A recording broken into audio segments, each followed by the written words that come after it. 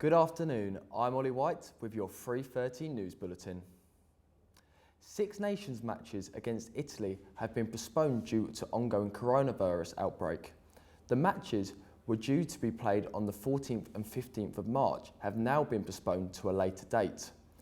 The Italian government ordered all sporting events to be played behind closed doors until the 3rd of April.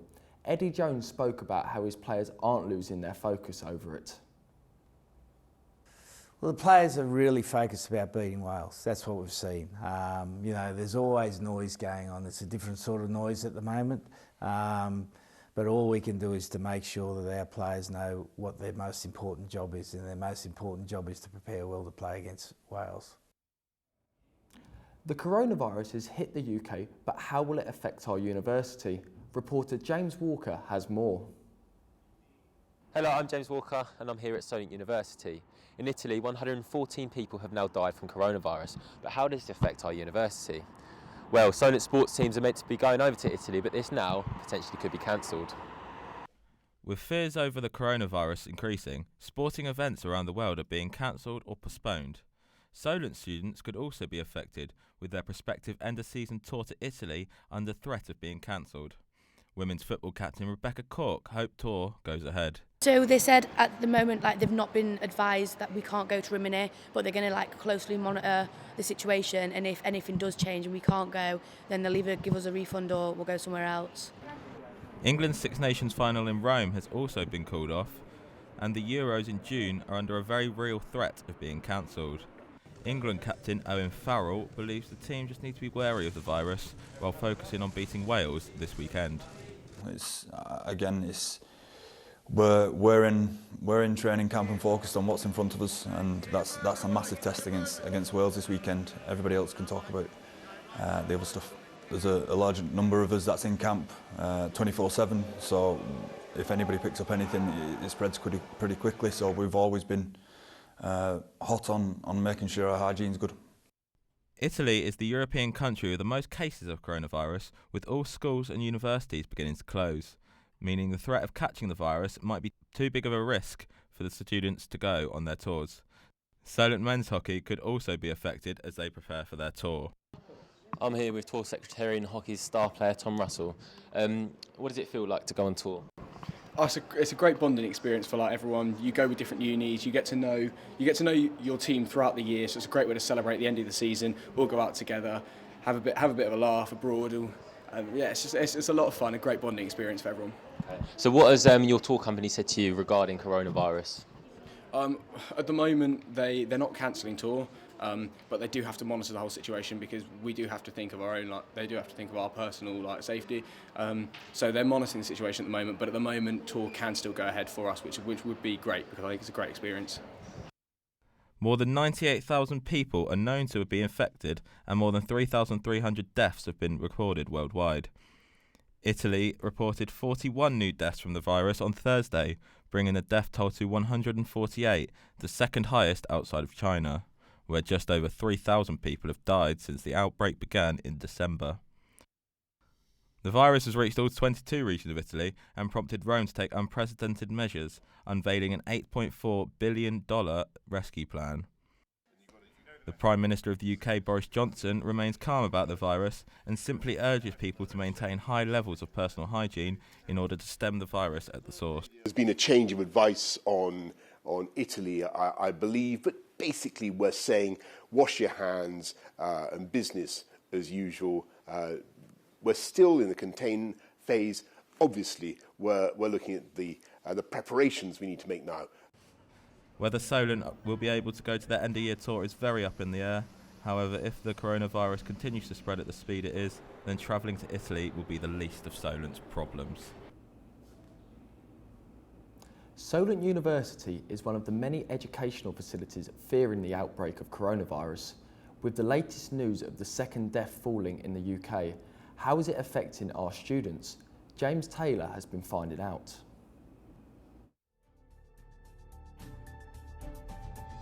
Over 100,000 cases have been reported, with more than 3,000 deaths worldwide. The coronavirus has taken its toll on the world. It all began in Wuhan, China, where the source of the outbreak came from selling both dead and living animals. Use of Italy closing their schools and colleges for 2 weeks. We're here at Solent University to find out from students how they're feeling about the sudden news and if they're worried about potentially getting the virus themselves. Such markets are difficult to keep tabs on because of the lack of hygiene check. Here in the UK, there have been 2 recorded deaths of the coronavirus. Locally here in the UK, there have been 2 reported cases which have resulted in 2 fatalities. Here at Solent University, signs and hand sanitisers have been placed across the campus to make students aware of the virus. Second year Ellie Pope is one of those who are very concerned over the outbreak. Quite worried. I heard that there was somebody who had it in Winchester, so that is quite close.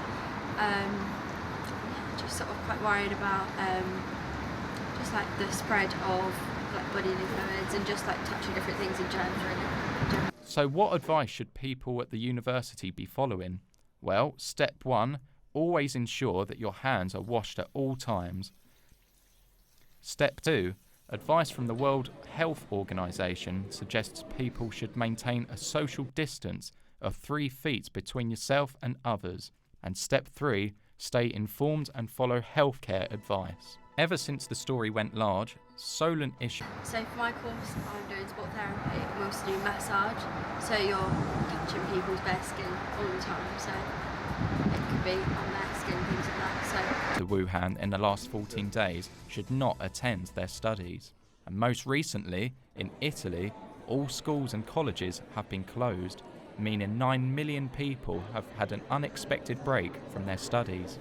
With more cases on the rise from day to day, it is clear that there is plenty of concern from those connected to our local university.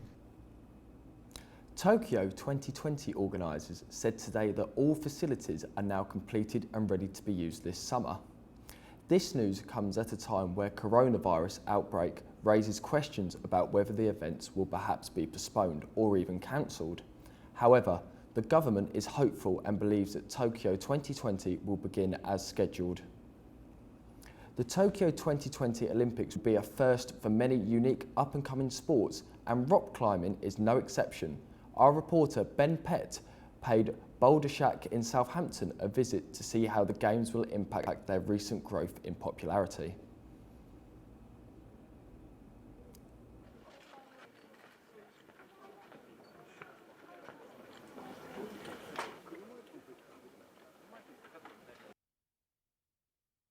Sorry about that, something seems to have gone wrong.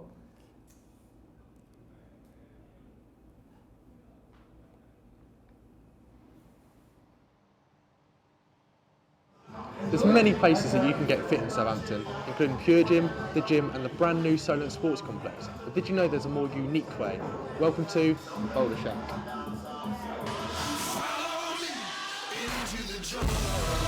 Boulder Shack is a unique, one-off facility in Southampton, primarily being used as a climbing centre, but also doubles up as an alternative fitness space with over 1,000 paying monthly members, but also has 14,000 on the database signed up. They offer a range of sessions, with difficulties divided by different coloured grips, from children's climbing walls and beginner-senior sessions to expert-level routes. We've had professional climbers, this and the other, everybody comes along really. It's quite nice and that you can have somebody that's never been before climbing right next to somebody who's world-class type of thing. It's really good, really nice and friendly. The UK is host to more than 400 climbing and boulder walls, with approximately 5 million members accumulating over the country. Indoor climbing is a stepping stone for many enthusiasts who also pursue their love for the sport outside. The Boulder Shack can be an escape from the usual ways of exercising and can bring a variety of benefits to those involved. I was actually quite into all the powerlifting and everything, and I did that for about 5 or 6 years when I was slightly younger, and the mentality in there is completely different to what you get in here. In there it's all about how much you can lift, and the goals are a lot smaller in that you're just aiming for that, whereas this I feel like you get much more of a better structure, and it's you set yourself goals but there's quite really good clear progression, and it's a lot more social in here. The increase in participation has also been a major factor in the introduction of climbing in the Tokyo 2020 Olympic Games. It will feature 3 disciplines including speed, bouldering and lead. The event will take place at the brand new Aomi Urban Sports Park, and this is only a positive for the sport. It's this picking up was all over internet, all over like TV. You start seeing it everywhere, and it's in the 2020 Olympics. And I think that's why it's growing so big, and the centres popping up all over the place. Over the years, participation has increased immensely, and with the right media attention, the sport will continue to grow. I think whenever you get good media attention on a sport, in particular climbing, it's not the most well-known or popular sport, or especially when I was younger. But as soon as you get good media attention on it, I think it lets people know that it's a really good way to be physically active and also to have fun, really, because it's something that not only challenges you physically, but it's mentally as well. Manchester United made it to the next round of the FA Cup following a 3-0 win against Derby County last night. Loan signing Odion Ighalo scored a brace, whilst Luke Shaw scored the opener. Their next match will be against Norwich City following their defeat of Tottenham. England tried so hard and got so far, but in the end couldn't quite make it past the USA. The Lionesses lost 2-0 in their opening group match thanks to goals from Christian Press and Carly Lloyd. England's next match will be against Japan on the 8th of March. Brazil legend Ronaldinho has been held by police in Paraguay over claims he used a fake passport. Interior Minister Euclides Avidio told ESPN Brazil that the player and his brother hadn't been arrested but are under investigation. The 39-year-old had been in the country to promote a book. Handball is one of Europe's biggest sports but is struggling in the UK. I travelled to Chichester to find out more. Handball is a hybrid game as it includes elements of football, basketball, netball and water polo. But despite its array of sport and inclusion, it often struggles with funding and participation. The sport is played largely outside the UK and is in fact the second largest sport across Europe. But since 2018, handball in the UK is at its lowest, with only 25,000 participating.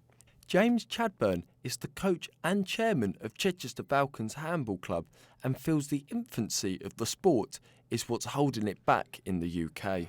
It's a very new sport to this country. Really, it's been around 10 years. A few other clubs have been around a bit longer, mostly up in London.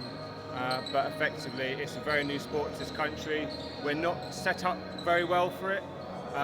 Very few places will house actual handball courts. We're lucky here to have such a court where we're playing away. But for instance, say we started our team in Chichester, but we play our league games in Gosport, which is in a different county. Despite the aim of London 2012 Olympics being to inspire a generation, handball has since had its funding wiped out for elite athletes, while grassroots received double their initial £0.6 million investment. The decision from Handball England to halve the participants in their National University Handball Championship is an odd one, and is something that Vulcans player Joe Bartlett feels will be a hindrance to the sport. England Handball this year, I don't know if you know, but obviously the Uni Championship's been cut, so there's usually 30 or 32 odd teams that go to nationals. So obviously all the unis get to train out for it, but this year they've cut it down to 16. So obviously for me personally, I'm vice president of the uni team, I know that people want to play at nationals because that's the big tournament, that's the big focal point. If they keep getting rid of the opportunities to play on a big stage, then people won't want to participate. But that's why it's good that clubs like Vulcans are around, because it means that people can play at a higher level. And yeah, like Evan said, it's a family dynamic. It's a good group of lads, and that's the main thing. As well as running the Vulcans, Chadburn is also a secondary school PE teacher. Handball isn't currently offered in PE lessons, but is something that, if changed, could be a good starting point in boosting the popularity of the sport. Although it's on national curriculum, it's now offered with many secondary schools and with many primary schools. There's a lack of education around it and a lack of knowledge and confidence. So what I'm finding with secondary schools in particular is they're using it as an extra sport for those students that are lacking in sports. They use it as an alternative sport, which is where I've come in and run sessions. But primarily they've been myself without teachers, because they just sort of use it as an extra sport basically. A hit with sport fans in 2012, the sport has bags of potential, and with the Olympics in Tokyo this summer not far away, Could the sport now finally take off in the UK? After 4 long-awaited months, Stephen Curry finally made his way back. Curry got it to go, count it. First Susan's coming back and send him to the line. The mismatch on the smaller Lowry. Shot clock at 6 minutes of the game.